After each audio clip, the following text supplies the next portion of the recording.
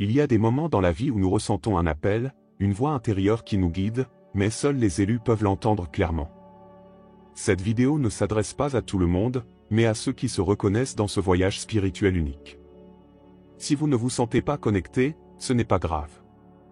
Ce n'est peut-être pas votre heure et il vaut mieux raccrocher maintenant. Mais si vous sentez qu'il y a quelque chose de plus grand en jeu, quelque chose qui touche votre âme, alors continuez, car ce message s'adresse exclusivement à vous. Les élus ont une mission particulière, ce qui n'est pas toujours compris par leur entourage.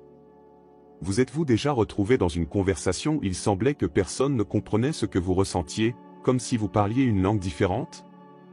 C'est parce que votre voyage est unique. Dieu a quelque chose en réserve pour vous, quelque chose qui ne peut être accompli que grâce à votre dévouement spirituel. Ce parcours n'est pas facile, mais pour ceux qui sont choisis, c'est le seul qui ait du sens. Ici, explorons ensemble ce que signifie être appelé à quelque chose de plus grand. Et en parlant de mission, ce n'est pas un hasard si vous êtes ici. Souvent, la première étape pour comprendre votre objectif consiste à reconnaître que vous n'êtes pas seul, qu'il existe une communauté d'élus, comme vous, répartis à travers le monde. Se sentir partie intégrante de quelque chose de plus grand est peut-être ce dont vous avez besoin pour vous connecter encore plus profondément à votre spiritualité. Cette vidéo est une invitation à explorer cette connexion et à découvrir où elle peut vous mener. Quand les journées paraissent longues et les combats incessants, il est facile d'oublier le pouvoir qui réside en chacun des élus. Mais rappelez-vous que vous êtes un enfant de Dieu, portant en vous une force qui surmonte toute adversité. Dans les moments de découragement, il est essentiel de raviver l'esprit, en reconnaissant que, même dans les difficultés, Dieu est à vos côtés, guidant vos pas. Pensez à des situations de votre vie quotidienne, comme lorsqu'un simple mot d'encouragement a changé le cours de votre journée. C'est le pouvoir que vous portez et il doit être partagé. Les élus sont appelés à se souvenir de leur identité, surtout dans les moments les plus sombres. Lorsque le chemin devient difficile, beaucoup oublient qui ils sont réellement, laissant le désespoir prendre le dessus. Pourtant, c'est précisément dans ces moments que le fait de se rappeler que vous faites partie des élus peut apporter une nouvelle vie à votre voyage. Un simple rappel, comme un verset biblique lu le matin ou une prière avant de vous coucher, peut être le carburant dont vous avez besoin pour raviver votre espoir. Et n'oubliez pas, Dieu ne vous donne pas un fardeau que vous ne pouvez pas porter. Cette vérité est un pilier pour ceux qui marchent dans la foi. Tout comme un athlète entraîne son corps à surmonter les défis physiques, les personnes choisies doivent entraîner leur esprit pour gagner les batailles de la vie. Lorsque vous sentez qu'il n'y a plus de force, rappelez-vous que c'est précisément là que se manifeste la force divine. Elle est là, prête à transformer la faiblesse en pouvoir et le désespoir en épanouissement.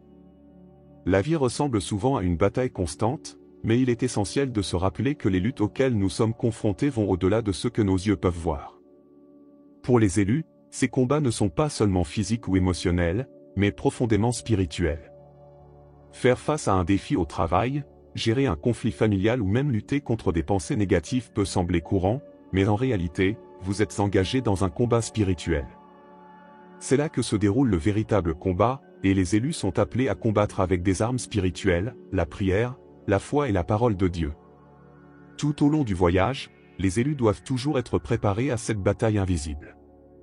La prière devient votre bouclier, la foi votre épée et la parole de Dieu la stratégie pour gagner. Dans les moments difficiles, au lieu de réagir par la colère ou le désespoir, prenez un moment pour prier, récitez un verset qui apaise votre cœur et rappelez-vous que Dieu combat à vos côtés. Cette préparation n'est pas réservée aux moments de crise, mais doit être une pratique quotidienne, tout comme un soldat qui s'entraîne chaque jour pour être prêt lorsque l'ennemi attaque. Il est toutefois important de reconnaître que cette lutte ne doit pas être menée seule. Dieu place d'autres élus sur votre chemin afin que vous ne luttiez pas seul. La force d'une communauté de foi, où vous pouvez partager vos luttes et prier avec d'autres, est essentielle. Pensez à des situations dans lesquelles vous vous êtes senti dépassé, mais lorsque vous avez parlé à quelqu'un en qui vous avez confiance, vous avez ressenti un soulagement immédiat. C'est toute l'importance de lutter aux côtés d'autres élus, unis par la spiritualité, protégés par la puissance de Dieu. La victoire à laquelle aspirent tant les élus a déjà été obtenue. C'est vrai, grâce à la mort et à la résurrection de Jésus-Christ, le plus grand obstacle a été supprimé et les ténèbres n'ont plus de pouvoir sur ceux qui sont enfants de Dieu. Il est souvent facile d'oublier cette vérité, surtout lorsque la vie vous réserve d'immenses défis. Mais il est essentiel de se rappeler que la bataille a déjà été gagnée et qu'il ne vous reste plus qu'à revendiquer cette victoire dans votre vie, en restant ferme dans la foi et en faisant confiance au dessein divin. Pour les élus, vivre dans la victoire signifie marcher avec la certitude que Dieu est aux commandes, même lorsque tout semble déplacé. C'est comme être au milieu d'une tempête, mais en sachant que le bateau dans lequel on se trouve ne coulera pas, car le capitaine est infaillible. À chaque difficulté qui surgit, au lieu de succomber à la peur, réaffirmez votre foi au Christ et déclarez que la victoire est déjà la vôtre. C'est le pouvoir d'une foi vivante, qui ne se limite pas à ce que les yeux peuvent voir, mais s'étend pour embrasser la réalité spirituelle. Cette victoire n'est pas seulement un concept théologique, c'est une réalité pratique que vous pouvez appliquer dans votre vie quotidienne. Face à un problème, au lieu de désespérer, arrêtez-vous et priez, en demandant à Dieu de vous montrer comment cette victoire est déjà à votre disposition. La solution peut prendre la forme d'une idée créative, d'une nouvelle opportunité ou simplement de la paix au milieu du chaos. Christ a déjà gagné, et maintenant c'est à votre tour de marcher dans cette victoire, en réclamant ce qui a déjà été conquis pour vous. Avoir la foi va bien au-delà du simple fait de croire, il agit sur la base de cette croyance, même lorsque le résultat n'est pas visible. Pour les élus, la foi est le carburant qui déplace les montagnes et transforme les réalités. Pensez à l'histoire de Josué et à la chute des murs de Jéricho. Il ne suffisait pas de croire que les murs allaient tomber, il fallait les contourner, en obéissance à un commandement divin qui, à première vue, pouvait sembler dénué de sens. De même, votre foi nécessite une action. Si vous sentez que Dieu vous appelle à une nouvelle carrière ou à une étape audacieuse dans votre vie personnelle, il est temps d'agir, même si le chemin à parcourir semble incertain. La vraie foi se manifeste dans les petites et grandes décisions que nous prenons quotidiennement. Lorsque vous choisissez de pardonner à quelqu'un qui vous a blessé, même si la blessure pèse encore lourdement sur votre cœur, vous pratiquez la foi. Lorsque vous décidez d'investir du temps dans un nouveau projet, en ayant confiance que Dieu bénira vos efforts, vous mettez votre foi en pratique. Cette foi active est ce qui distingue les élus, leur permettant de voir des résultats là où d'autres ne voient que des difficultés. C'est un engagement quotidien, un pas à la fois, mais toujours animé par la certitude que Dieu est à vos côtés. Et ce n'est pas une foi aveugle, mais une foi informée basée sur la confiance en Dieu et en ses promesses. Les élus savent que la foi n'est pas une évasion de la réalité, mais une manière de transformer la réalité qui les entoure. En agissant avec foi, vous ouvrez les portes de l'impossible, donnant vie à ce que Dieu a déjà prévu pour vous. Alors, la prochaine fois que vous ressentez le besoin de faire quelque chose de nouveau, n'hésitez pas. C'est le moment de mettre votre foi en mouvement et de constater comment Dieu transforme chaque pas en victoire. La parole de Dieu est bien plus que de simples lettres sur une page, c'est une arme spirituelle puissante, capable de transformer des vies et d'apporter la liberté là où existait autrefois l'esclavage. Pour les élus, cette vérité est un fondement fondamental. Lorsque des doutes surgissent et que les voix autour de vous tentent de vous détourner du chemin, c'est la parole de Dieu qui tranche la confusion, apportant clarté et direction. Considérez-le comme une boussole dans la tempête, vous guidant vers la sécurité. La lecture quotidienne de la Bible n'est pas seulement une pratique religieuse, mais aussi une stratégie de survie spirituelle. Il est vital que les élus déclarent les promesses de Dieu pour leur vie. Lorsque vous prononcez ces paroles avec foi, quelque chose de puissant se produit dans le monde spirituel. Si vous êtes confronté à une situation difficile, comme des problèmes financiers ou de santé, trouvez des versets qui parlent directement de votre situation et énoncez-les avec conviction. Cette pratique peut paraître simple, mais son impact est profond, transformant votre façon de voir et d'affronter les défis. Tout comme un avocat utilise la loi pour défendre son client, les élus utilisent la parole de Dieu pour assurer leur victoire. Par conséquent, prévoyez du temps pour vous immerger quotidiennement dans le mot. Intégrez-le à votre routine, comme boire du café le matin ou vous préparer à vous coucher le soir. Choisissez un verset par jour et méditez-le, en laissant ces paroles pénétrer dans votre esprit et votre cœur. Cette pratique renforcera non seulement votre foi, mais elle vous préparera également à toute bataille qui pourrait survenir. La parole de Dieu est vivante et efficace, prête à être utilisée comme outil de transformation dans la vie des élus. Rester ferme dans la foi est un défi auquel tous les élus seront confrontés à un moment donné de leur vie. Les circonstances peuvent sembler accablantes et les voix autour de vous peuvent tenter de vous convaincre qu'il est plus facile d'abandonner. Cependant, les élus savent que la vraie force vient du fait de rester ferme, même lorsque tout autour d'eux semble s'effondrer. Tout comme David a affronté Goliath avec une foi inébranlable, vous aussi êtes appelés à faire confiance à Dieu, même lorsque le géant devant vous semble invincible. C'est cette confiance qui transforme la bataille en victoire.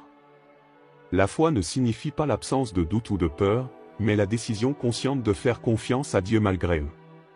Quand la tempête arrive, et elle arrivera, rappelez-vous que Dieu est votre refuge et votre force. Dans les moments d'incertitude, au lieu de céder à la panique, tenez bon à la promesse que Dieu est aux commandes. Pensez à des situations quotidiennes, comme faire face à un problème de santé ou faire face à un grand défi au travail. Dans ces moments-là, il est vital de s'arrêter, de prier et de déclarer sa confiance en Dieu. Cela renforce non seulement votre foi, mais change également la perspective de votre vision de la situation. Et cette fermeté n'est pas réservée aux seuls moments de crise. Les élus doivent cultiver cette posture au quotidien, dans les petites et grandes choses.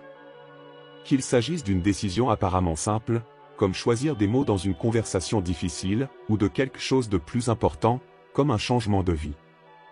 La foi qui reste ferme est celle qui devient un roc inébranlable, résistant aux tempêtes les plus violentes. Lorsque vous décidez de rester ferme, vous permettez à Dieu de mener la bataille à votre place, transformant chaque défi en une opportunité de croissance et de victoire. Le pouvoir de l'éloge est une arme souvent sous-estimée, mais les élus savent qu'elle peut changer le cours de n'importe quelle bataille. Lorsque vous choisissez de louer Dieu, même au milieu des difficultés, vous dites au monde spirituel que votre confiance ne réside pas dans votre situation, mais dans le pouvoir du Créateur. Pensez à Paul et Silas qui, même s'ils étaient emprisonnés, ont choisi de louer Dieu, et les chaînes qui les retenaient captifs ont été brisées. De même, la louange a le pouvoir de libérer, d'apporter la présence de Dieu et de changer complètement l'atmosphère qui vous entoure. Louer Dieu ne signifie pas ignorer les problèmes, mais choisir de voir au-delà d'eux. Lorsque vous élevez vos louanges, vous déplacez votre attention des difficultés vers la grandeur de Dieu. C'est comme changer la lentille à travers laquelle vous voyez le monde, permettant à la lumière divine d'éclairer même les coins les plus sombres de votre vie. Dans votre vie quotidienne, réservez des moments pour faire l'éloge, même si c'est en pleine précipitation. Il peut s'agir de chanter un chant d'adoration dans la voiture ou de remercier Dieu pour les petites bénédictions tout au long de la journée. Ces attitudes simples renforcent votre foi et vous connectent encore plus à la spiritualité. Et ne vous y trompez pas, la louange est l'une des formes de prière les plus puissantes. Cela transforme non seulement l'environnement qui vous entoure, mais vous renforce également pour affronter les difficultés avec plus de confiance. Lorsque vous commencez à louer, les inquiétudes perdent de leur force et la paix qui dépasse toute compréhension prend le dessus. Alors, la prochaine fois que vous vous retrouverez dans une situation difficile, essayez de louer Dieu. Vous verrez comment cette pratique peut ouvrir des portes, changer les cœurs et apporter une victoire qui semblait lointaine. Le moment est venu de mettre toutes ces connaissances en pratique et de revendiquer la victoire qui vous revient de droit. Les élus sont appelés non seulement à recevoir des bénédictions, mais aussi à agir en conséquence. Il est maintenant temps de vous lever, d'embrasser votre autorité en Christ et de marcher avec la confiance que la victoire a déjà été remportée. Rappelez-vous, Dieu a déjà fait sa part, maintenant c'est ton tour. S'il y a quelque chose que vous avez reporté, comme un projet, une étape de foi ou même une relation, il est maintenant temps de passer à l'étape suivante. Votre action est la clé qui ouvre les portes des promesses de Dieu. Encouragez-vous à prendre des mesures audacieuses, quelque chose qui reflète votre confiance dans les promesses divines. Cela peut être quelque chose de petit, comme faire un pas vers un objectif que vous avez mis de côté, ou quelque chose de grand, comme démarrer un nouveau projet ou changer de vie. Dieu est avec vous à chaque étape de ce voyage, et votre foi en l'action est ce qui manifestera les bénédictions et les victoires promises. L'action sans la foi stagne, mais la foi accompagnée de l'action déplace des montagnes. Et bien sûr, n'oubliez pas que vous n'êtes pas seul dans ce voyage. La communauté confessionnelle est là pour vous soutenir, prier avec vous et célébrer vos victoires. Si vous sentez que ce message vous parle, abonnez-vous à la chaîne et activez les notifications. De cette façon, vous découvrirez plus de contenu qui renforcera votre cheminement spirituel et vous aidera à vivre la vie abondante que Dieu a pour vous. C'est votre appel à agir, à accepter la victoire et à vous connecter avec une communauté qui partage votre foi et votre vision.